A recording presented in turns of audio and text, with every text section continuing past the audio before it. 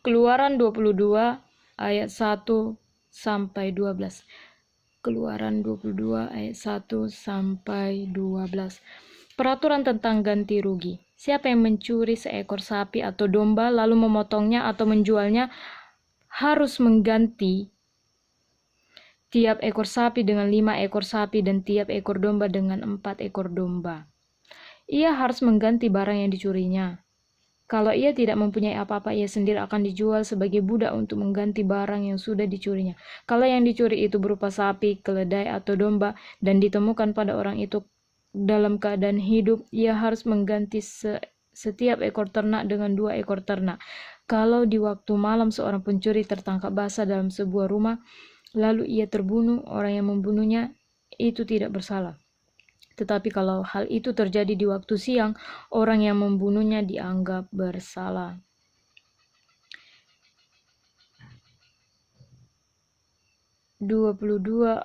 Ayat 2. Siapa yang membiarkan ternaknya merumput di ladangnya atau di kebun anggurnya, lalu binatang itu berkeliaran dan makan hasil ladang orang lain, maka pemilik binatang itu harus membayar ganti rugi dengan hasil yang terbaik dari ladang atau kebun anggurnya sendiri.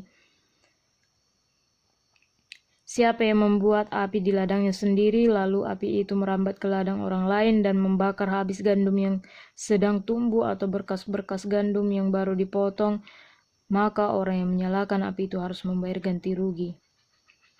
Umpamanya ada orang yang setuju menyimpan titipan berupa uang atau barang berharga, tetapi kemudian titipan itu dicuri dari rumahnya. Kalau pencurinya kedapatan, ia harus membayar 2 kali lipat. Tetapi kalau pencurinya tidak ditemukan, orang yang dititipi itu harus dibawa ke tempat ibadat, dan di situ ia harus bersumpah bahwa ia tidak mencuri barang yang dititipkan padanya.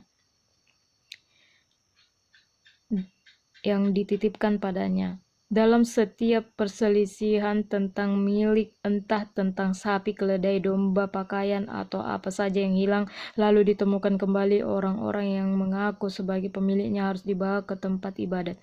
Orang yang dinyatakan Allah sebagai orang yang bersalah harus membayar 2 kali lipat kepada pemiliknya.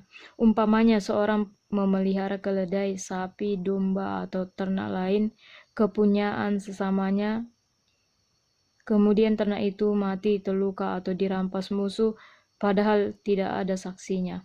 Dalam hal itu ia harus pergi ke tempat ibadat dan bersumpah demi nama Tuhan bahwa ia tidak mencuri ternak yang sudah dipercayakan kepadanya. Kalau ia memang tidak mencurinya, pemiliknya harus menanggung kerugian itu, dan orang yang memeliharanya tidak usah membayar ganti rugi. Kalau ternak itu dicuri orang lain, maka orang yang memeliharanya harus membayar ganti rugi kepada pemiliknya. Oke guys, sekian dulu video saya kali ini. Thanks for watching. See you next time. God bless. Jangan lupa like, comment, and subscribe. Bye.